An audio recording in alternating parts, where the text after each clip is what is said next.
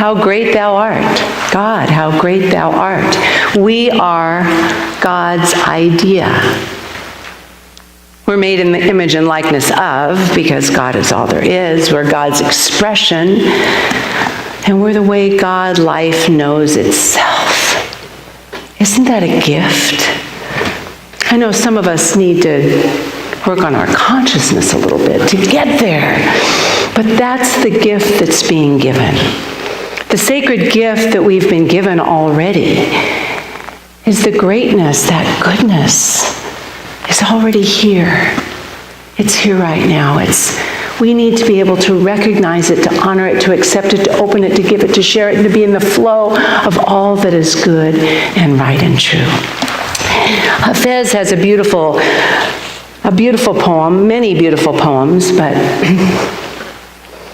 he talks about the importance of recognizing the sacredness of life. And sacredness to me is when we purify ourselves of everything that separates us from good, from love, from joy, from understanding, from forgiveness, everything that separates us from that, where we can live in a consciousness of knowing. He says, now, not yesterday or tomorrow, now is the time to know that all you do is sacred. Why not consider a lasting truce with yourself and God? And I'm just going to bird walk here for a little minute. The greatest relationship we have in the world is our relationship with Spirit. It's going to affect everything and anything we do. So if you want to do one thing right now to just improve your life and everybody's life around you, strengthen your relationship with God. Now is the time to understand that all your ideas of right doing and wrong doing were just a child's training wheels. Just a way to learn about life. Just a child's training wheels. To be laid aside so we can finally live with veracity, aliveness, and love. Now is the time for the world to know that every thought and every action of everybody is sacred because it's spirit in action. Now is the season to know that everything we do is sacred. Wow. Everything. Everything we do is sacred. You know, in the times that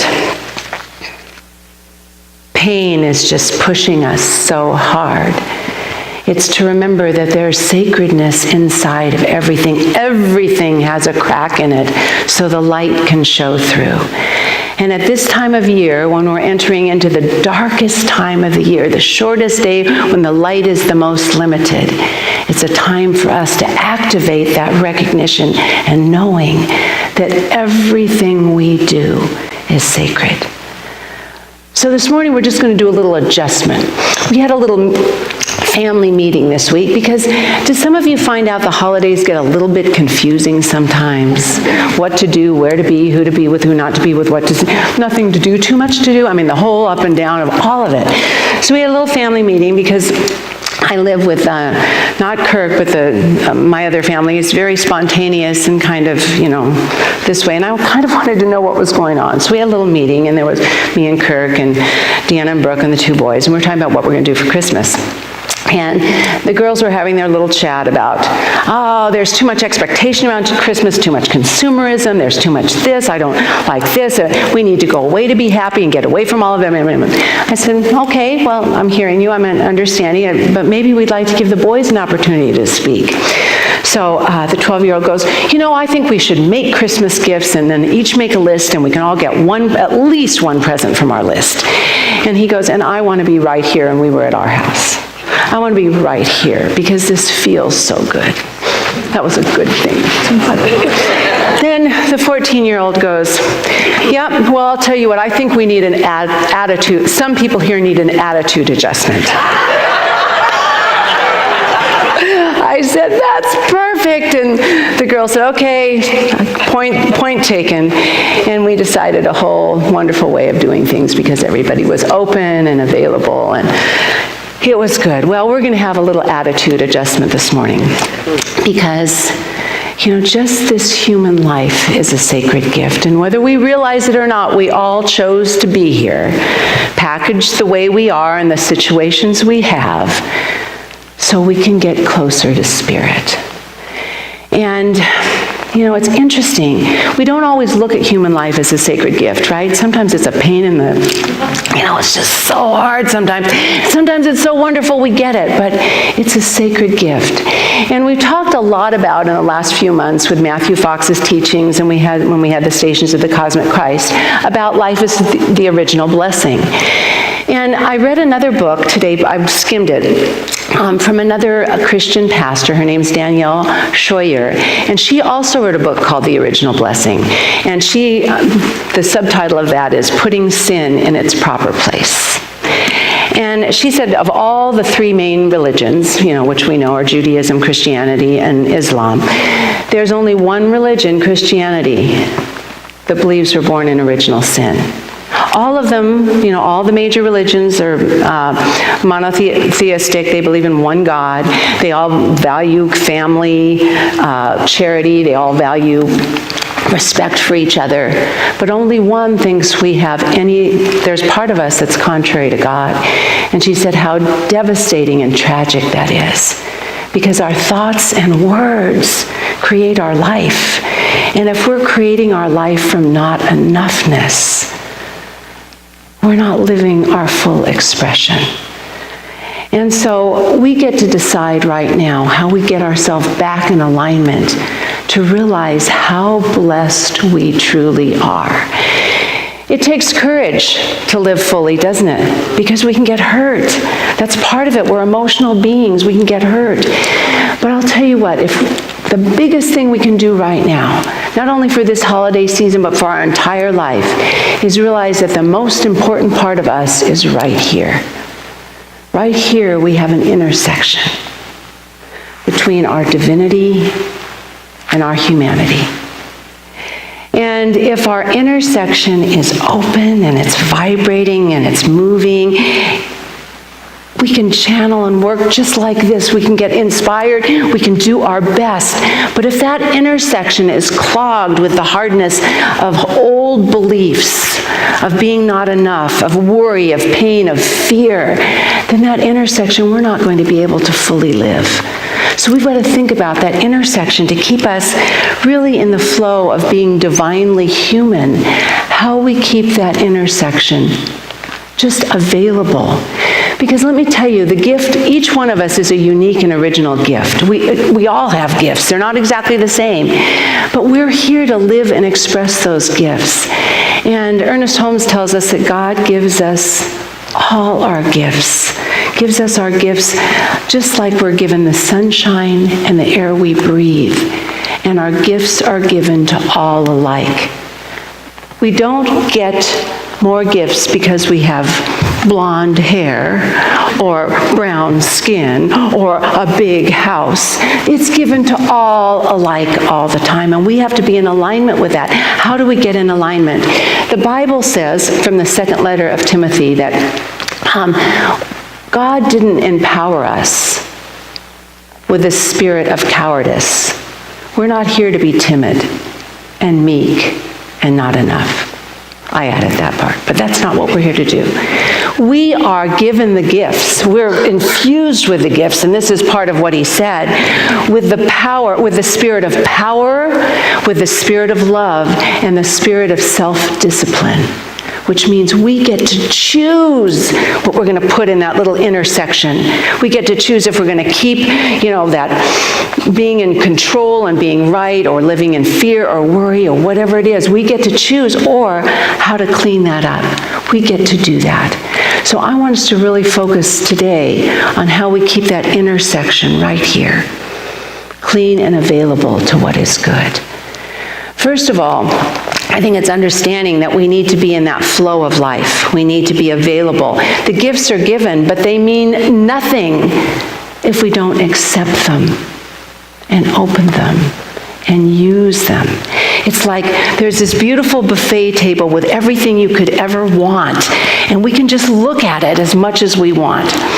But it's not going to fill us until we take from that and accept it and infuse it within ourselves. I think the greatest story that tells about, the detriment of unused talents, the sacrifice that's made when we don't use our gifts, is one of Jesus' parables, the parable of the talents. And I love Jesus' parables because they meet you where you are.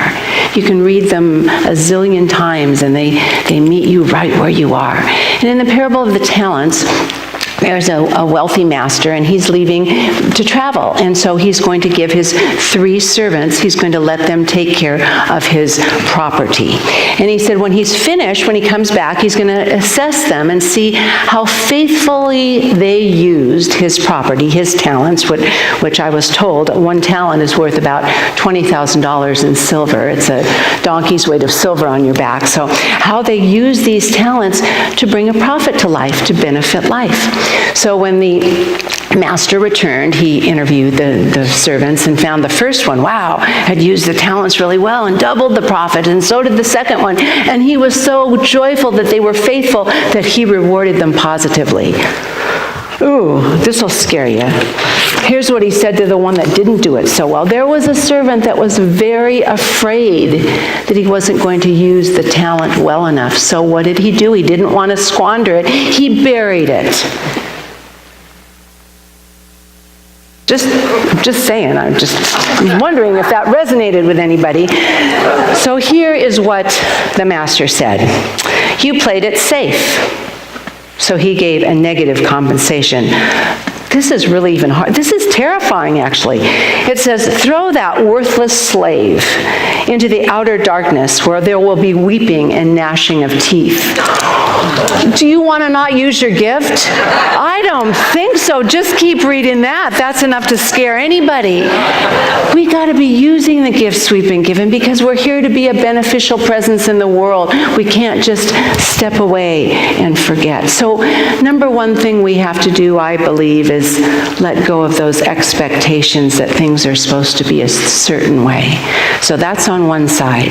The other side, I got a good kick in the spiritual fanny this week. I was talking to a little spiritual counselor, and she was like almost shaking me, although it was over the phone, but that's what it felt like.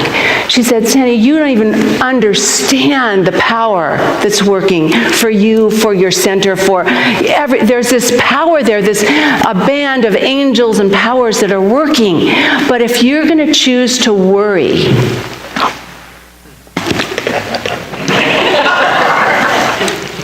if you're going to choose to worry, it's going to, we didn't talk about the intersection, but boy, that intersection is going to go like that. You cannot worry. So what's the opposite of worry? Trust, faith. You and I need to be more faithful, to trust there is a power for good that's always at work for us, no matter what is going on.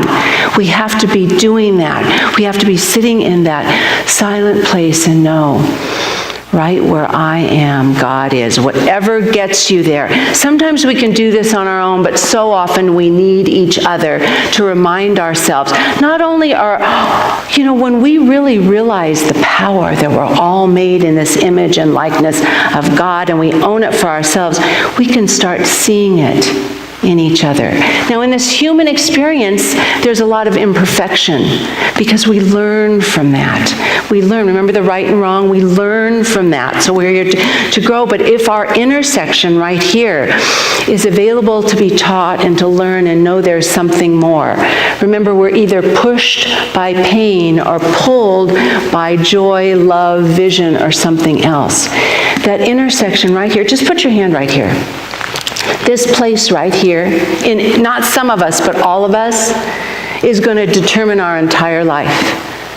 It's going to determine how we see ourselves, how we see others, how we see God. It's going to determine how we handle success and failure, love and pain. It's going to determine that. It's going to determine if we can live a peaceful life or we continue to live in drama. It's going to determine who we are completely right here.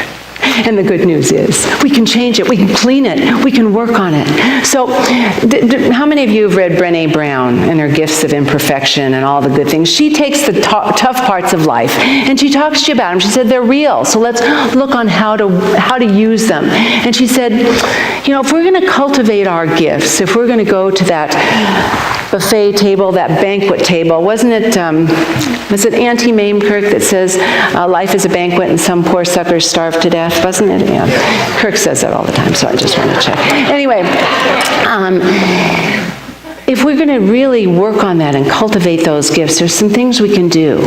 She said there are things we need to cultivate as practices. And she said number one is to cultivate calmness, peace and calmness in our lives, stillness and calmness. And we do that by letting go of the anxiety and worry.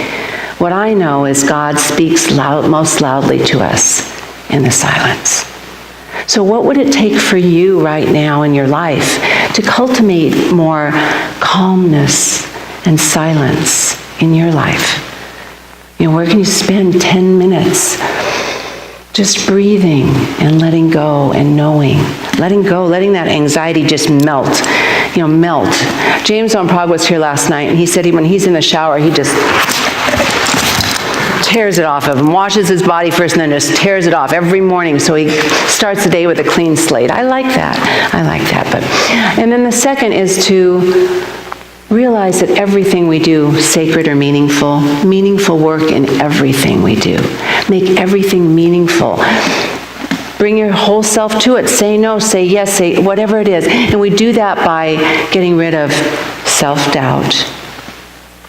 Not enough. I matter. Just say that. I matter. You make a difference. And if we can just know that when we show up, our vibration is high enough that we lift things up. And I told you, upgrade is the shaman word for this month. Upgrade our vibrational energy. So calmness and stillness, meaningful work, and a resilient spirit. Meaning you don't get knocked over every time something doesn't go the way you want, something hurts, that we don't get over. A resilient spirit. How do we do that? We remember that we are one. We absolutely infuse ourselves. We clean that space that we can be in the flow of life. And lastly, what's the last one? I can't remember the last one she said. Oh, how can I forget this one? Dang it. We have to play. We have to play laughter, song, and dance. See, I can't even remember what is it? She said, letting go of caring how you look so much, always being in control. Laughter, song, play. Make it okay to be silly. And if we do all those things, if we cultivate the calmness, the stillness, the resilience, spirit, the meaningful work, the laugh, song, and play, we can truly be in the flow of life. So here's the last thing I want us to remember, the sacred gifts that have been given and that we give. We have to share our gifts or we'll stagnate. And the true meaning of gift giving is sharing love. That's how it started in the very beginning. It's all about sharing love. And when we remember that we can give of ourselves without expecting anything in return, and when we live from that consciousness of oneness, we're always giving ourselves simply by the gifts we share, knowing if we're here for compassion or teaching or organizing or counseling or listening or whatever it is we're here for, that the gift we give, we're giving to ourselves. I'd like to close with another little quote from Hafez. And first of all, the Bible says, love your enemies, do good and give. Expect nothing in return, and your reward will be great. And Hafez says, laughing at the word too, only the illumined one who keeps seducing the formless into form had the charm to win my heart. Only a perfect one who is always laughing at the word too, can make you know of love. Will you close your eyes for a minute? And let's just join into that consciousness so we can be lifted up raised so our divinity is flowing easily and freely and completely through this gift of our humanity. As we know truly and without question that there is only one, that we are part of this divine resonance of spirit that is good and it is always good. It is love and it is always love. And we are here to allow the goodness, the love, the light, the peace, the healing, and the joy to work through us as we allow the gifts that have already been given, just as the air and the sun are there for us, that we open to it. We accept the gifts that have already been given. We accept them into us as us, and we allow them to flow freely. And we feel the vibration of goodness as it moves through us. And we recognize and know that no matter what is going on in our own personal experience,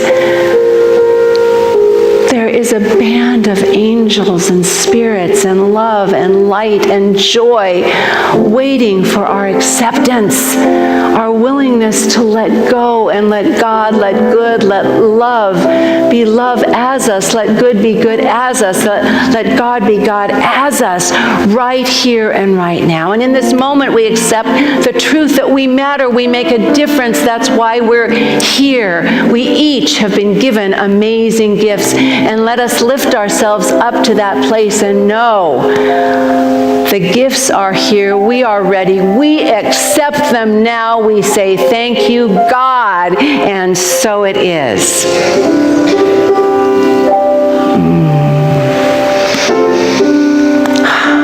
How good it is to be together on this journey. I deeply love and respect each and every one of you and see you as amazing, beautiful representative of sacred light and love and goodness. And so it is. Thank you.